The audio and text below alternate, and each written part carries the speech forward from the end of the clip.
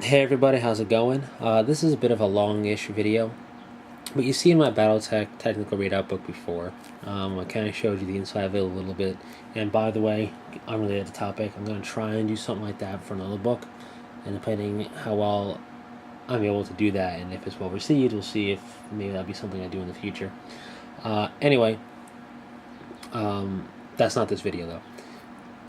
Here it is. It's old. It's from Phasor Corporation. This is what you would need if you were back in the day playing BattleTech. You would need a technical readout manual, and they did it by year of fluff year for the game. So 3050 was the Invasion of the Clans. You got 3025, 2750, 3060, I think 3055. I don't know all the different years they printed, but that's how they did it. It's not technical readout 1, 2, 3. It's done by year. So you get your Timberwolf on the front. Clan Ghost Bear, neutral background. But in the interest of learning the game correctly, and I am learning it with the introductory box set, I'm going to learn it through that. And in the interest of having everything updated, or I should say up to date, and as correct as can possibly be, for not just for myself, but if I do videos in the future, I don't want to give you guys incorrect information. I went ahead and got the new 3050 book. This is by Catalyst Game Labs, or at least put out by them. Still Timberwolves on the front, some Aerotech on the sky, a battle damage right here on the Timberwolf. Still Clan Ghost Bear, which I thought was a nice, cool thing that they did. They kept the Clan Ghost Bear. The back of the old one has Mad Dog. You get to see the inside of it a bit. The new one does not. The back of the new one is just another Timberwolf. No big deal, just a difference. Also, updated lettering on the top. Again, not a big deal. I'm just partial to the old 80s style kind of thing there that says Battletech, but again, no big deal. Now, the inside is a little different. You can see there the clan mechs. The mechs have different artwork. All the mechs do. Updated artwork. That's pretty cool.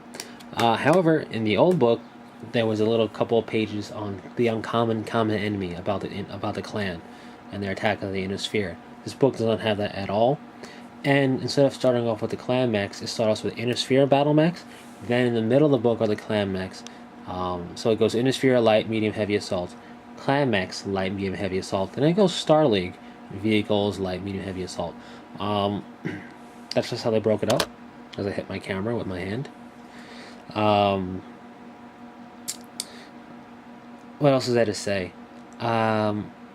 This has pretty much for the mechs. It has everything the old book had for the mechs, being just an updated version of that book, plus more variations for the inner sphere as well as clan, more alternate configurations for clan Omni mechs, which is cool. So let's say the Mad Dog had 4 configurations. I don't remember how many it had in total. Let's just say it had 4.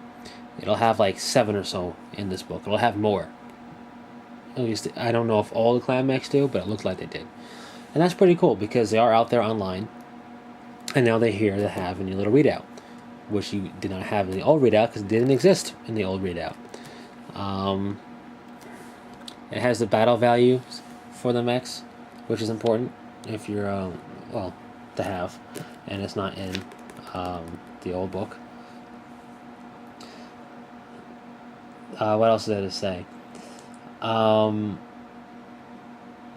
So yeah, this has all the alternate configurations. Like I showed you, it has art, updated art for all the mechs.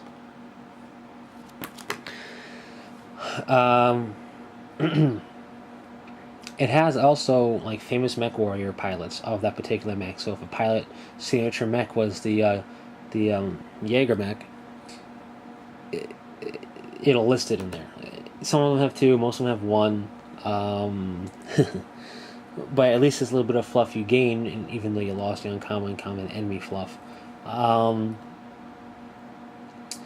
Now, like I said, they come in different years. If you're a fan of BattleTech, especially if you first got into it in the early 90s, like if you played Mech Warrior 2, Mech Warrior 2 Ghost Bear's Legacy, Mech Warrior 2 Mercenaries, I'd say at the very least 80% of all those mechs in those games, and pretty much all the big iconic mechs, with a very few exceptions, most all of them are in 3050. So this would be your best bang for your buck. I don't know about people who've got into, let's say, BattleTech in the past 10 years. I don't know. I've been into it longer than 10 years. So I couldn't tell you.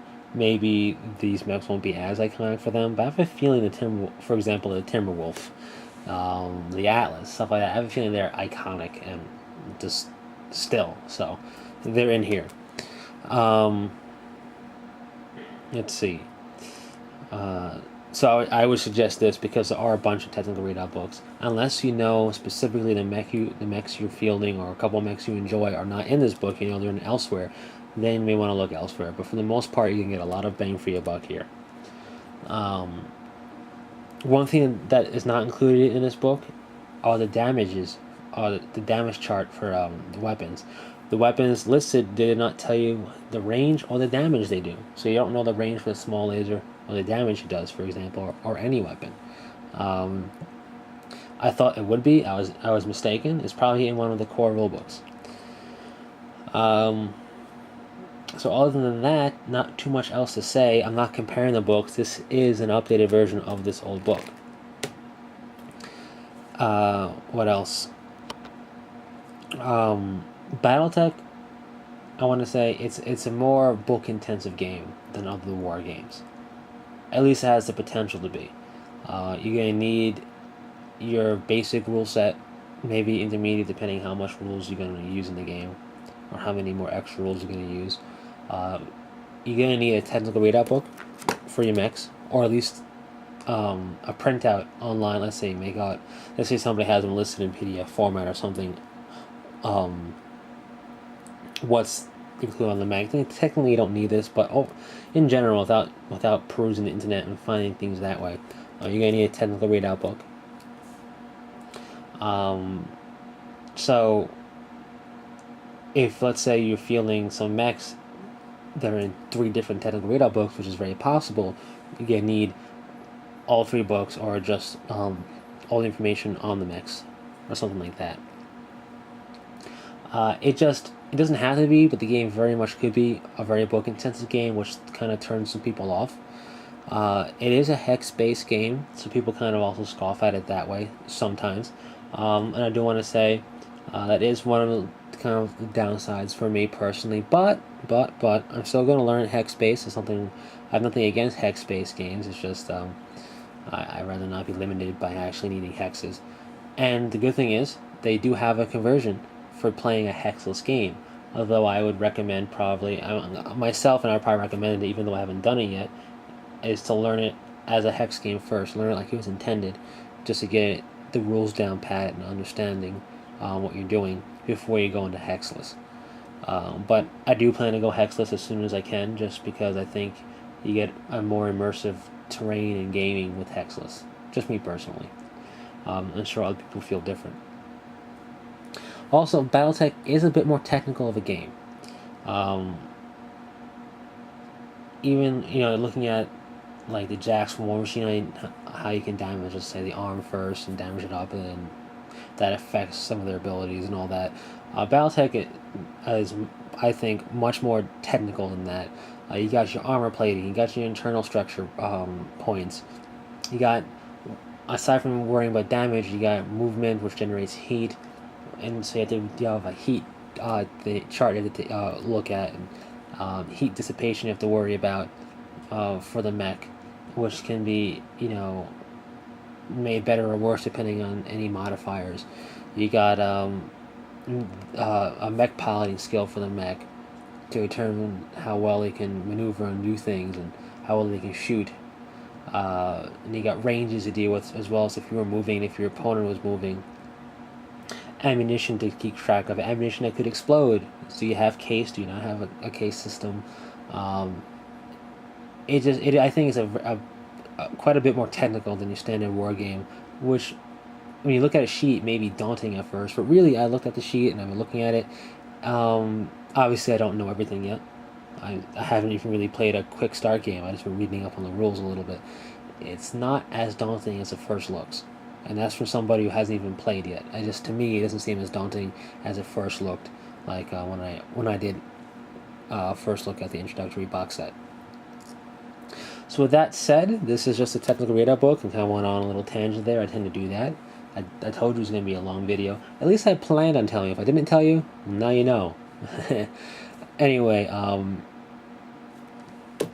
a nice update. Sometimes books, when they update it, it's pretty much just we corrected some spelling and some grammar issues and gave you a new art or a new cover, and that's it. This is now granted, it's a big difference in time between this book, which I think is from 1996, and this book, which is very recent, but still, it's nice to see the update to it, the different variants and all that. So yeah, that's pretty much it. I'm rambling now, so I'm gonna stop rambling, so at least the video makes some sense and is not complete gibberish. So until next time, take it easy.